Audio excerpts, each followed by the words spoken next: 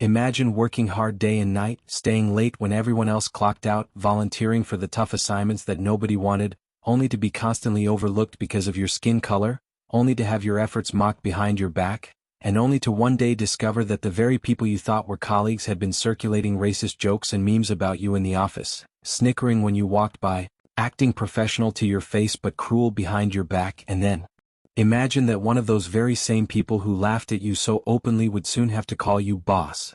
This is the story of Robert, a hard-working African-American analyst at a mid-sized tech firm in the United States, who came into the office one Monday morning thinking it would be just another week of chasing deadlines, fixing reports, and staying invisible to management, but instead found himself at the center of a storm that would either break him or push him into the position of power he had deserved all along.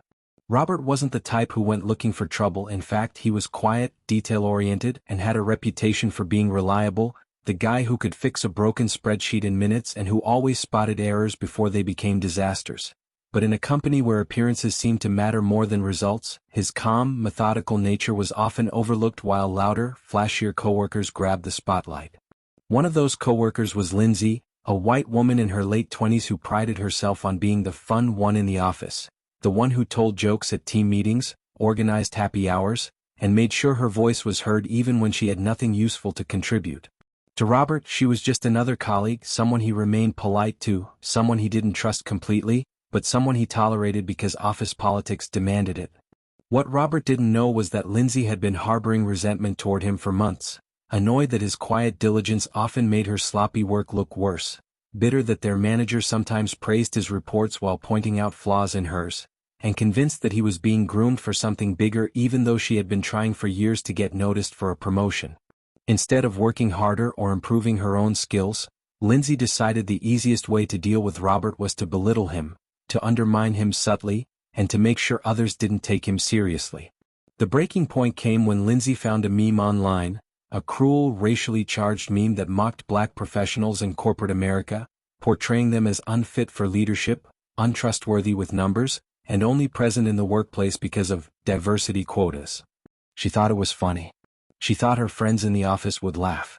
So she saved it, added a sarcastic caption directed at Robert, and posted it on her private social media account. But private was not private enough. Within hours, the meme began circulating among some of her colleagues who shared her prejudices, and before long, people were whispering in the break room, chuckling when Robert walked in, and passing their phones around to look at the cruel image. Robert, focused on his workload, didn't notice at first. He had bigger things on his mind, like the quarterly report that his manager had entrusted him with, a report that could shape decisions for the next year. But when one of his few allies in the office, a Latina colleague named Marisol, nervously approached him and showed him the screenshot on her phone, his world tilted. There it was, the meme with his name written in bold letters above the racist joke, his face edited onto the image without his consent, his professional reputation reduced to a cruel caricature. At first, Robert felt numb, staring at the screen, not knowing whether to laugh at the stupidity of it or cry at the malice behind it. But as the shock faded, anger rose in his chest. He had always known that racism lurked quietly in corners of the office, in the way people dismissed his ideas or double-checked his work more than others, but to see it broadcast so openly was another level entirely. He considered his options. He could ignore it, let it pass, pretend it didn't hurt him. That was the path of least resistance, the path he had taken so many times before. But something in him snapped this time. Something told him that silence would only give them more power, that ignoring it would mean accepting it. So instead, Robert decided to act. What he didn't know was that this act would set in motion a chain of events that would not only expose Lindsay but also shake the entire company from top to bottom. The first step was documentation. Robert saved the meme, gathered screenshots from Marisol, and quietly reached out to another colleague who confirmed that Lindsay had been the original poster. The second step was strategy. Instead of storming into HR and demanding justice, Robert knew he had to be smart. This wasn't just about one meme, it was about a pattern of discrimination, and if he played this right, he could finally break through the glass ceiling that had kept him stuck in the same role for years. Over the next week, Robert worked silently but fiercely. He continued to deliver on his reports, impressing senior management with his accuracy and insights, while also preparing his case behind the scenes. He reached out to HR not with anger but with professionalism, presenting the evidence in a calm but firm manner that left no room for dismissal. The HR director, shocked by the blatant racism, promised an investigation. But Lindsay, sensing that trouble was coming, doubled down. She laughed it off when confronted by whispers, saying it was just a joke, and even tried to paint Robert as too sensitive. But the tide was turning and she didn't even see it. Because while she mocked, Robert was being noticed by people far above her pay grade. His quarterly report had made its way to the vice president's desk, and the VP was impressed, not just by the numbers but by the clear vision Robert had laid out for growth. Conversations were happening in boardrooms that Robert wasn't even aware of. Conversations about leadership, about who could take the department forward, and Robert's name was being mentioned. Meanwhile, HR quietly launched interviews, calling in employees one by one. Some tried to protect Lindsay, claiming they never saw the meme, but others admitted the truth, including Marisol, who bravely told the full story. The evidence piled up, and Lindsay began to sweat, realizing too late that her joke was no longer funny when HR emailed her to attend a mandatory meeting. Robert stayed calm, refusing to engage with her antics, focusing instead on his work and trusting that the truth would come out. And then, just when Lindsay thought she could talk her way out of trouble, just when she assumed the company would protect her because she was popular among some of the staff, the unthinkable happened. Robert received an email from senior management, asking him to step into a private meeting with the VP.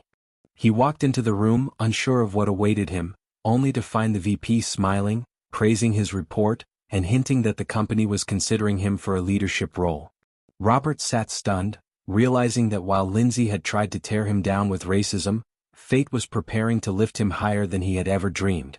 But before he could celebrate, before he could even process the weight of those words, the VP leaned forward and said something that made Robert's heart race, something that would change not only his career but also the entire balance of power in the office forever.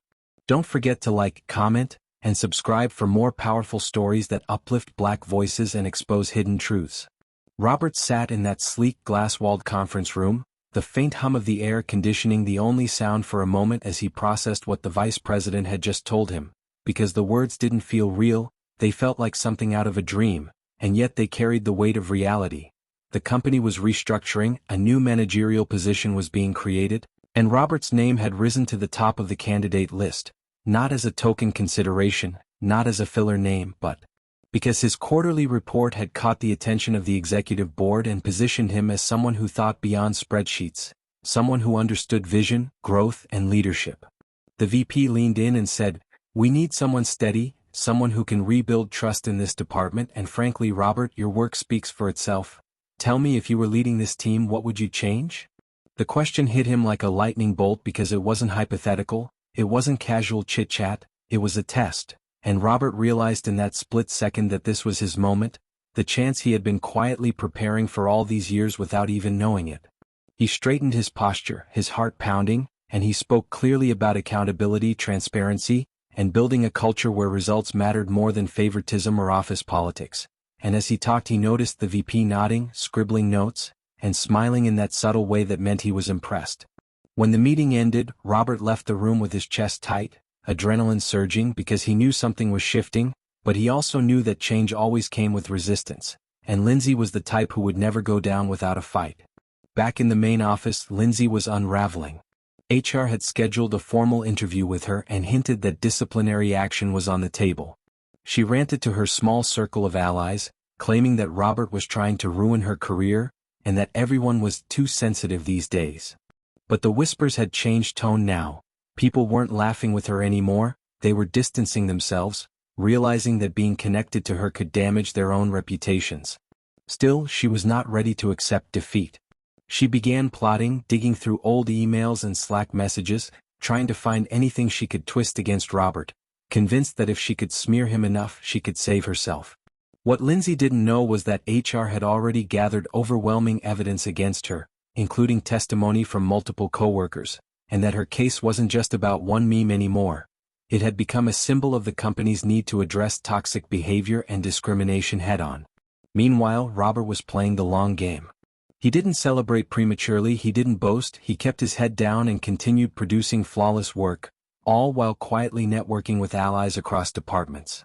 Marisol reminded him that people were watching, that his composure in the middle of this storm was what truly set him apart, and Robert thanked her, knowing that without her courage in showing him the meme, none of this would have come to light.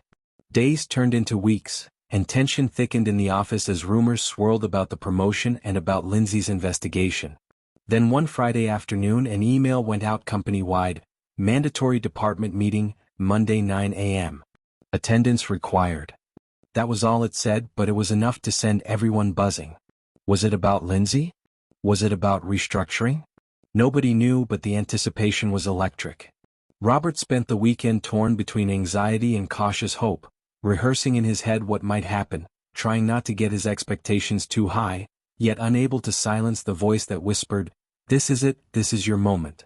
When Monday arrived, the department filed into the large conference room, the atmosphere tense, eyes darting between Lindsay, who sat stiffly, arms crossed, glaring at anyone who dared look her way, and Robert, who sat calm, collected, though inside his stomach churned.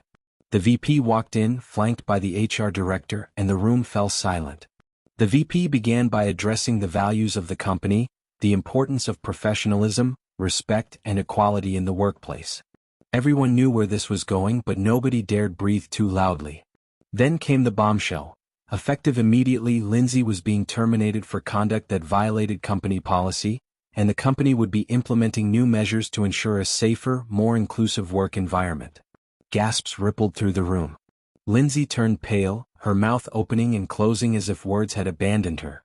She tried to protest, but the HR director shut her down, reminding her that all evidence had been reviewed and the decision was final. Security quietly entered the room, ready to escort her out, and for the first time, Robert saw the woman who had mocked him reduced to silence, stripped of her arrogance.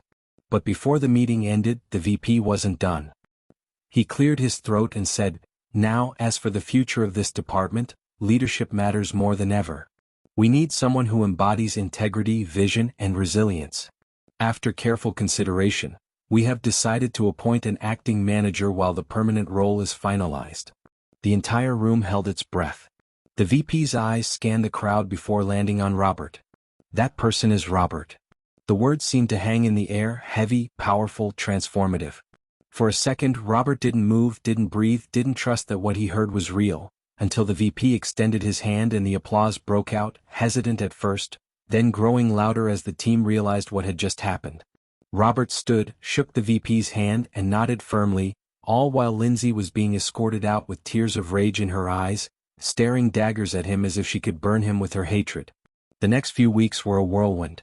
Robert stepped into his new role with determination, holding team meetings, setting new expectations, and slowly gaining the respect of colleagues who had once underestimated him. Some embraced the change eagerly, others hesitated, but nobody could deny that under his leadership, productivity improved, communication strengthened, and morale began to rise. Still, Robert knew it wasn't going to be easy. He could feel the tension of those who quietly resented his promotion, those who whispered that he only got the role because of what happened with Lindsay, not realizing that his work had been speaking for him long before her downfall. And then came the shocker. Just as Robert was finding his footing, just as he began to believe that the worst was behind him, a confidential email landed in his inbox late one evening. It was anonymous, untraceable, and it contained a warning: "Don't get too comfortable. Lindsay isn't done. She has friends in high places. They're coming for you." Robert stared at the screen, his blood running cold, realizing that the battle wasn't over.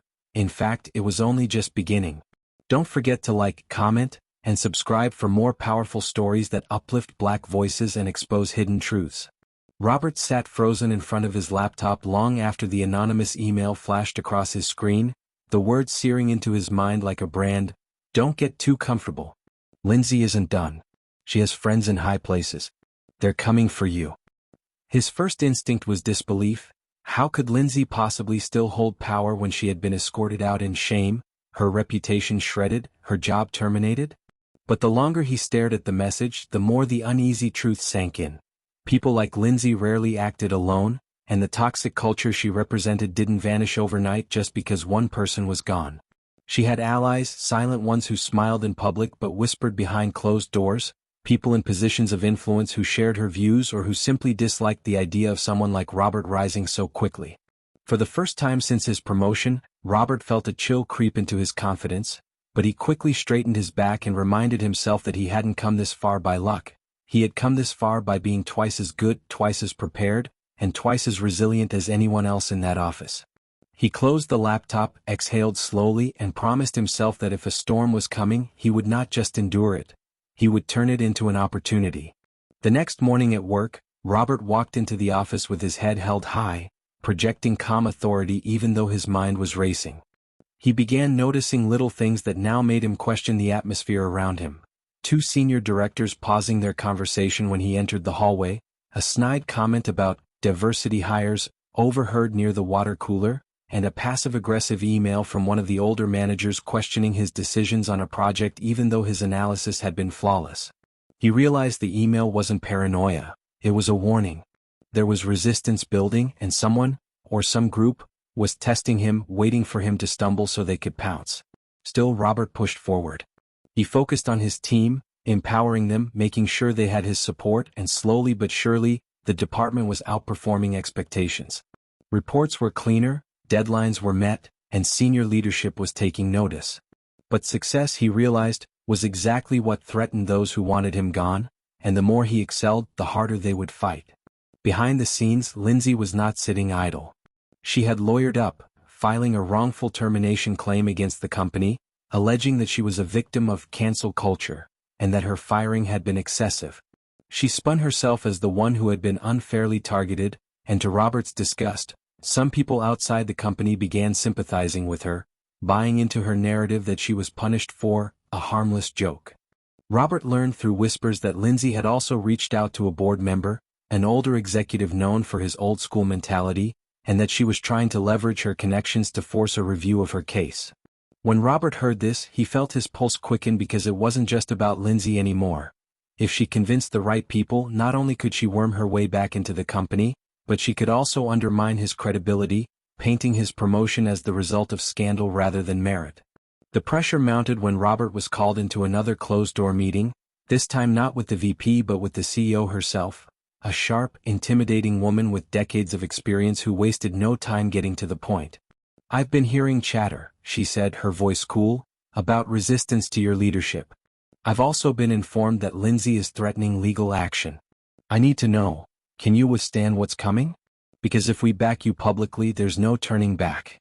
But if you falter, if you let this devolve, it won't just be you on the line, it will be the reputation of this entire company." Robert felt the weight of her words press on him like a stone, but he looked her straight in the eye and said, "I didn't ask for this fight, but I won't back down. I've earned my place and I'll prove it every single day. If Lindsay thinks she can use hate to claw her way back, then let her try, I'll meet her head on." The CEO studied him, her eyes unreadable, before finally nodding and saying, "Good. Then be ready. Because I have a feeling this is about to get messy." And messy it became. Within days, an anonymous article appeared on an industry blog accusing the company of reverse discrimination in promoting Robert, claiming that a more qualified white employee, Lindsay, had been scapegoated to appease social pressure.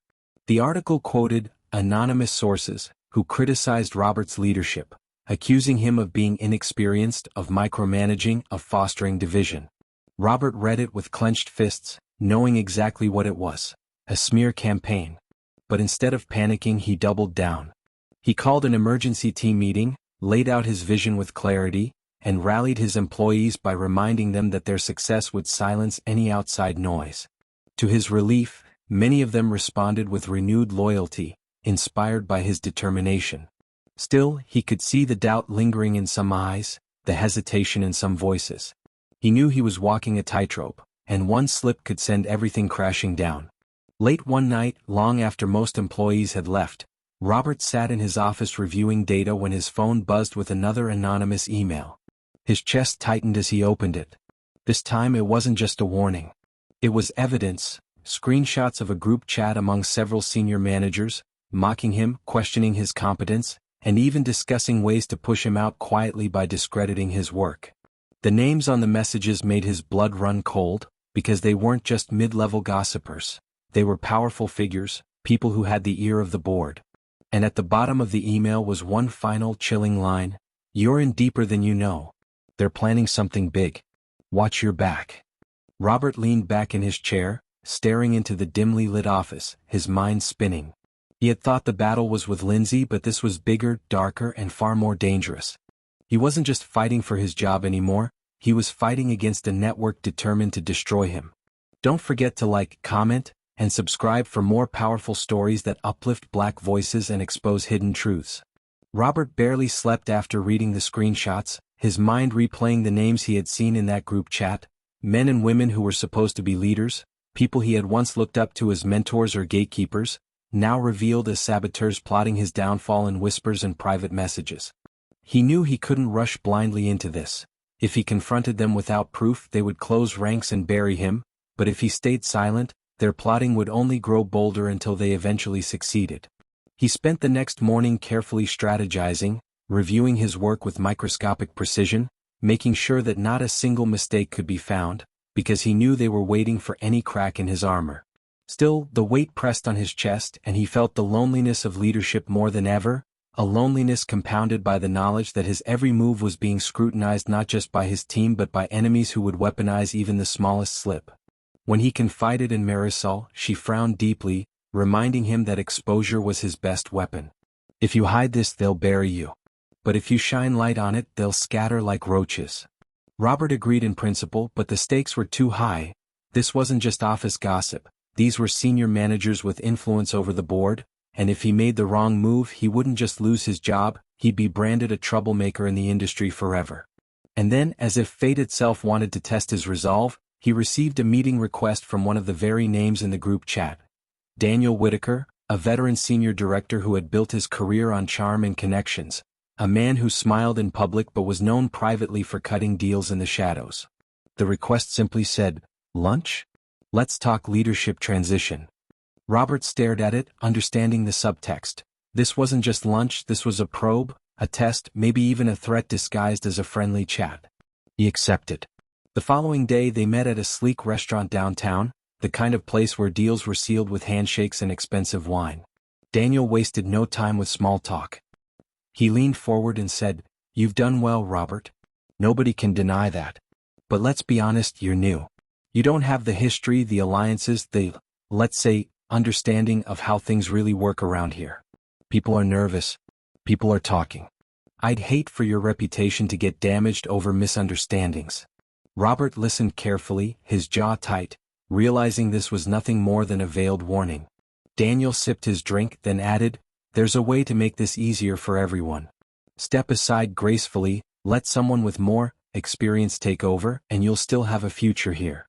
Refuse and, well, you know how things go." It was the moment Robert had feared and expected, the open attempt to pressure him out. But instead of folding, he leaned in and said calmly, "I didn't work my way here just to hand it over because some people are uncomfortable. If they want me gone, they'll have to drag me out. Until then, I'm leading this team, and no amount of whispering in dark corners is going to change that." Daniel's smile faltered for the first time, a flicker of annoyance crossing his face before he masked it again. "Brave words," he said. "Let's see how long you can keep that fire." After that meeting, Robert knew for certain. This wasn't just passive resistance anymore, it was an organized effort to force him out, and Daniel was only the face of something much bigger. Sure enough, the pressure intensified. Anonymous complaints began landing on HR's desk accusing Robert of being too demanding, favoring certain employees, and even creating division. None of the claims had merit, but the sheer volume forced HR to investigate. Simultaneously, rumors swirled that the board was quietly discussing whether Robert was a long-term fit. It was clear, the smear campaign was in full swing. And then came the breaking point. During a high-stakes presentation to the executive committee, one of Robert's key slides glitched, displaying incorrect numbers that he hadn't prepared, numbers that made his recommendations look reckless. He quickly corrected the error, but he caught sight of Daniel smirking in the corner, and he knew instantly, this wasn't an accident. Someone had tampered with his work. That night, Robert sat in his office long after everyone had gone, staring at the evidence he had collected, the anonymous emails, the screenshots of the group chat, the patterns of sabotage, and he made a decision. If they wanted a war, he would give them one, but on his terms. He reached out to a trusted contact in the legal department, someone outside of HR, and began quietly building a case not just to defend himself but to expose the toxic web operating in the shadows. It would take courage, patience, and absolute precision, but if he pulled it off, he wouldn't just survive, he would dismantle the network that had tried to destroy him. But just as he began setting his plan into motion, another anonymous email arrived. This one was different. Short, direct, and devastating. It read, "Check the board agenda for tomorrow. They're voting on your removal." Robert's hands trembled as he read the words, his pulse thundering in his ears. He had expected sabotage, rumors, backstabbing, but an official board vote this soon meant the conspiracy had escalated to its final stage. He looked at the clock. It was already past midnight. In less than 12 hours, the board of directors could strip him of his role, erase everything he had fought for, and hand victory to those who had mocked him from the start. He stood in the silent office, staring at the city lights outside, realizing that the next day would decide everything. His career, his reputation, his future. Don't forget to like, comment, and subscribe for more powerful stories that uplift Black voices and expose hidden truths. The morning of the board meeting arrived like a storm cloud, heavy and unrelenting, and Robert felt every second tick louder than the last as he put on his suit, adjusted his tie, and tried to steady his breathing. He had been preparing his whole life for moments like this, though he never imagined they would come in the form of defending his worth against lies, sabotage, and racism hidden in corporate smiles. As he walked into the building, the usual bustle of employees seemed quieter, eyes followed him with curiosity, sympathy, and in some cases, silent judgment. Everyone knew today was the day. He entered the boardroom, a long table surrounded by stern faces, men and women who held his career in their hands. At the head sat the CEO, her expression unreadable, flanked by the vice president and senior members of the board, some of whom Robert recognized from those damning group chat screenshots. The meeting began formally with reports and agenda items, but Robert barely heard them. His pulse was loud in his ears, every fiber of him bracing for the moment his name would be raised. Finally, the CEO cleared her throat and said, "Next item, leadership stability in the analytics department." The air thickened. Daniel leaned forward with an oily smile and said, "With all due respect, while Robert is talented, there have been concerns. Complaints from staff. Issues of division. We must ask ourselves if his appointment was premature." Others nodded subtly, the alliance showing its hand at last. Robert knew this was his moment, and before the vote could be called, he stood up, his voice steady but filled with fire. "With all due respect," he said, locking eyes with the room, "if you're going to discuss me, then you'll hear from me directly. Because what's at stake here isn't just my role, it's the integrity of this company." He reached into his folder and pulled out the printed screenshots, the anonymous emails, the proof of sabotage. Gasps rippled as he laid them on the table. "This," he said, "is the reality. While I've been leading this team to record productivity, while I've been delivering results that drive growth, there has been an organized effort to discredit me, not because of my performance but because of who I am.